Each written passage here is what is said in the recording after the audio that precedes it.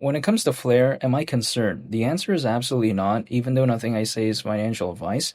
I'm going to be talking about 25 cents later on in the video, but first of all, as of right now, FLR, current market cap is around 1.3 billion.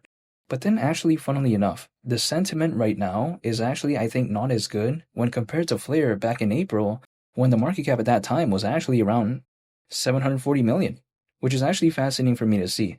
Now, why do I think that is the case? I think it's because of the timeline.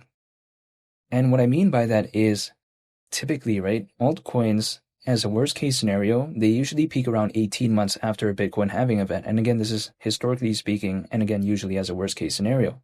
The last Bitcoin halving event happened in April of 2024, and then 18 months on top of that is around October this year. Now, I think that right there doesn't really mean too much in the grand scheme of things, but still, sometimes people do take a look at that and they see how we're in October as of right now, we're nearing November, and there hasn't even been an altcoin season. So I think just because of that prolonged timeline is causing FLR as of right now to have, I think, a sentiment that is not as good when compared to back in April when the market cap was actually way lower than right now. Nearly 2 times lower, right? So then that's why, again, sometimes even though FLR is actually doing better than back then, the sentiment as of right now doesn't seem to be that good. But even still, despite that, I am not concerned because, again, FLR is actually doing better than when compared to back in April. And also on top of that as well, when I take a look at it, I still like the fundamentals. And I think a lot of the sentiment that's going to happen, maybe when it comes to FLR during an altcoin season, is the aspect of XRP-Fi, or should I say XRP finance. And I think that Ripple, it's kind of no stranger to gaining a lot of attention as of late, at least. And not too long ago, we saw the market, when it comes to altcoins, when it had a pretty okay sentiment, we saw XRP reach a market cap of around 200 billion. So again, that was without an altcoin season. And it would only be fair for me to assume, I think, if let's say there was an altcoin season, maybe the sentiment when it comes to that could be better. Who knows? Only time will tell. And FLR, I think, is somewhat piggybacking off that. I'm not saying 50% of that attention is going to come to here, but it doesn't really need that. Keep in mind, FLR at a market cap of around 19 billion, which is what it would have considering current circulating supply at the price of 25 cents. If let's say we assume 200 billion, 19 billion isn't even 10% of that. And XRP, reached a market cap of around 200 billion not too long ago. So if let's say there was an altcoin season, less than 10% of maybe what XRP could do, it can't hypothetically at least gain some attention here. I just don't know about that, but at the same time, it wouldn't surprise me.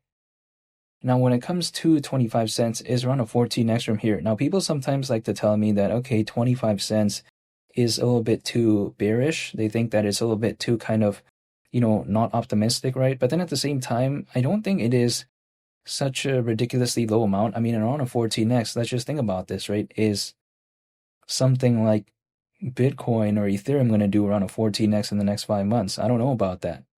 That's just kind of a massive feat of achievement if it could do that. Whereas something like FLR, again, just doing around a 14x market cap would be around 19 billion. It's nothing groundbreaking, in my opinion, but then I don't think it's such a low amount either. So, yeah, I mean, it doesn't seem like, I think, too bearish, actually. I don't know why sometimes it would be considered that. Maybe, I guess, when people take a look at how XRP is doing and stuff like that. But still, I don't think this is such a ridiculously large amount, but it's not such a small amount either. And around a 14x, sometimes you have to say, okay, why would anyone care about that? Well, again, if let's say Bitcoin from where it is as of right now went to 300 grand, right? So around a 3x from here. I know a lot of my friends out there that would be very happy with that. Even something doing over a 2x in some cases, a lot of my friends would be very happy. So around a 14x is suddenly not such a good thing. I don't even know, I mean, why would that be bad? I just don't get it. Even if it's around a 7x, I don't know why that would be considered bad. This is just my perspective, but I'm not telling them to do anything. And when it comes to FLR also, its DeFi ecosystem is doing pretty good in terms of decentralized finance.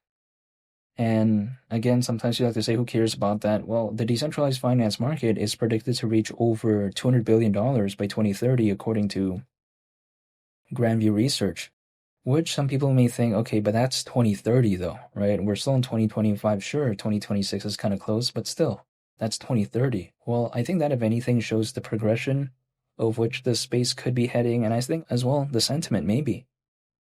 But even besides that, I think Flare fundamentally, what I like about it is that in terms of fundamentals, I think it's rock solid. It's the blockchain for data. Also, we take a look at it. It's an Ethereum virtual machine smart contract platform with two data acquisition protocols. Now, people may be thinking, who cares about, first of all, a blockchain for data, which Flare is, allegedly, and then also people may be thinking, who cares about that aspect of Ethereum virtual machine? Well, I think that when it comes to the Ethereum virtual machine part, it is pretty crucial because Ethereum is a very popular layer 1 blockchain. I mean, are we saying that it's not going to be around in 10 years? I mean, hypothetically, I think it will be, and I think if anything, the popularity is just going to get better and better. So I do like that when it comes to Flare, having that aspect. And we take a look at the aspect as well as, having two data acquisition protocols. Now, in some other projects out there, those aspects or something like that may not really be that interesting, but I think it's pretty interesting here because the first data acquisition protocol I want to discuss about Flare is something called the Flare Time Series Oracle. Now, the acronym is FTSO, which again stands for Flare Time Series Oracle, but the reason why I like this is because when it comes to an oracle, sometimes projects out there that have this aspect, they've done pretty well, historically speaking. Take a look at, for instance, Chainlink. Take a look at Pith, right? And to a certain extent, we take a look at Daya. Now, Daya has had a pretty big pullback, but still, even though it's like smaller than those projects, it's still pretty well known in that Oracle space. But besides that as well, what is an Oracle, right? What is an Oracle in this case? It's basically a data feed that brings data from off the chain. So it's off-chain data, brings it over into the blockchain, and it actually helps decentralized applications function properly. Again, this off-chain data. So an oracle, I think, is very crucial. And when we consider how there's thousands upon thousands of decentralized applications, I think this does matter, which is why I think we've seen something like Chainlink, for instance, do so well, and also something like Pith. Now, when it comes to Flare, I think maybe to a certain extent, is that why the market cap is over $1 billion? It wouldn't surprise me if that was, because we take a look at the Flare Time Series Oracle. Again, people may be thinking, who really cares about that? But actually, we've seen a track record where people do usually sometimes care about that when it comes to having that aspect within a project. So I like that when it comes to Flare. Now, also on top of that, Flare has something called the data connector, which is the second data acquisition protocol that I do want to talk about. And, it's nothing too interesting, I think, but it's pretty crucial nonetheless because it is for trustless data proofs, and it enables information from other blockchains and the internet to be used on Flare. And again, when we consider how Flare is the blockchain for data, I think that's pretty crucial, actually, even though it may not sound that interesting, right? But even besides that as well, when I take a look at Flare overall, I do like what I'm seeing. Now, sometimes you like to tell me, okay, when is there going to be an altcoin season? That's not possible for me to predict. Like, for instance, when I was believing in Flare back then and the market cap dipped to, around 740 million, did I know that later it was going to start doing good and then go to around a near $2 billion market cap and then now have a pullback to around 1.3 billion? Like, how could I map that out? There's no way, right?